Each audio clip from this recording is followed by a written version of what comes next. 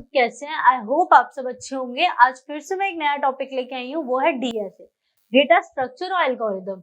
ये हम क्यों पढ़ते हैं, इसका मतलब क्या होता है, इसके अंदर कौन कौन सी एल्गोरिदम्स आती हैं और इंटरव्यू के लिए हमें कितना पढ़ना चाहिए, नॉर्मल कंपनीज जो हमारी सर्विस प्रोवाइड कंपनीज होती हैं उनके लिए हमें कितना पढ़ना चाहिए और प्रोडक्ट बेस्ड कंपनीज होती हैं उनके लिए हमें कितना पढ़ना चाहिए, मैं आज आपको सब बताने जा रही हूँ। सबसे पहले हम बात करते हैं डेटा स्ट्रक्चर एल्गोरिदम होता क्या है।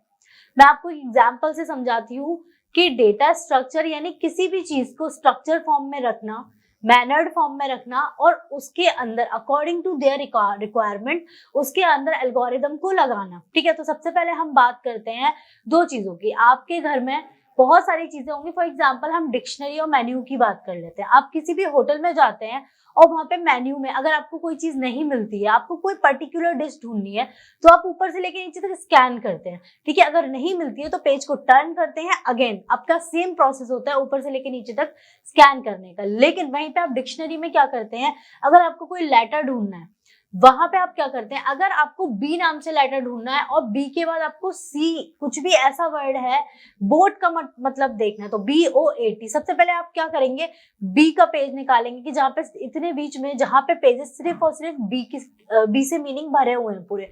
उसके बाद आप क्या करेंगे, बी के बाद ABC यानी 3 से 4 पूरा, आपको मेरा समझाने का सिर्फ इतना पर्पस है कि पूरा का पूरा जो मैनर्ड फॉर्म में चीजें दे रखी हैं वो आपको पता होनी चाहिए। ठीक है, एक तरफ था कि आप मेन्यू को ऊपर से लेके नीचे तक स्कैन कर रहे थे, दूसरा था कि आपको उसके बारे में अच्छे से पता है और वो एक स्ट्रक्चर्ड फॉर्म में दे रखा है जो कि आपको चीजें ढूंढनी ना पड़े।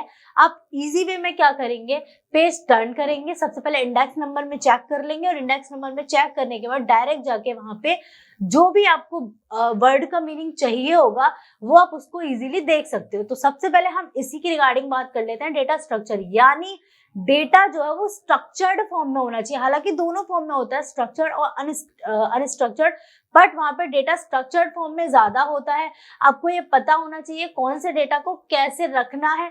अब वहां पे हम बात करते हैं, एक होता है जिसको जो कोडिंग आती है वो बहुत ज्यादा अच्छे से आती है, ठीक है, प्रोफेशनल।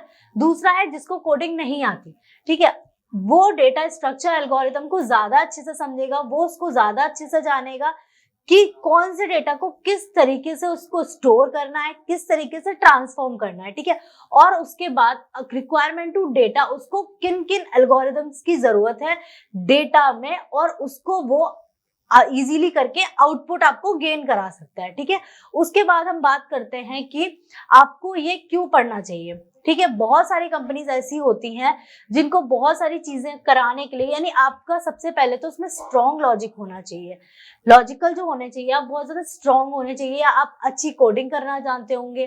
ठीक है, उसके अलावा आपको इसमें बहुत ज्यादा अच्छे से कोई भी अगर प्रॉब्लम आती है आपके सामने तो आप उसको इजीली टैकल कर सके, इजीली आप काम कर सके। अब हम बात करते हैं कि सर्विस प्रोडक्ट कंपनीज और MNCs कंपनी में आपको किन किन टॉपिक्स को स्टडी करना चाहिए और किन किन को नहीं करना चाहिए। देखिए, सर्विस बेस्ड कंपनी वो होती है जो आपको सर्विस प्रोवाइड कराती है based on product. Product based companies वो होती है जो आप प्रॉपर अपने यहाँ पे प्रोडक्ट बनाती है। ठीक है, तो जो हमारी सर्विस बेस्ड कंपनी होती है उसमें हमें डीएसए इतना एक्सप्लोर नहीं करना पड़ता, उसमें हमें बेसिक्स पढ़ना पड़ता है, चाहे फिर उसके स्टैक्स हो गए, लिंक्ड हो गए, ग्राफ हो गए, ट्री हो गए, स्टैकिंग भी थोड़ा बहुत पढ़ लेना चाहिए बट ज्यादा नहीं। ठीक है, मिनिमम फ्लो हो गया, मैक्सिमम हो गया, ये सारी चीजें आपको इसके अंदर आनी चाहिए। लेकिन वहीं पे अगर हम MNCs कंपनी की बात करें तो वहां पे आपको डीएसए से रिलेटेड बहुत सारी चीजें आनी चाहिए, जो इसकी पूरी लिस्ट है। ये पूरी लिस्ट आपको कब पढ़नी चाहिए, सर्विस वाली कंपनीज के लिए क्या पढ़ना चाहिए और MNCs कंपनी के लिए क्या पढ़ना चाहिए, वो लिस्ट मैं आपको पूरा नीचे डिस्क्रिप्शन बॉक्स में दे दूंगी, आप वहां पे जाके देख लीजिएगा। तो आई होप आपको इन्फॉर्मेशन अच्छी लगी हो। ऐसी ऐसी छोटी छोटी इन्फॉर्मेशन के लिए देखते रहिए मॉड्यूलेशन डिजिटल, देखना ना भूलें। Thank you.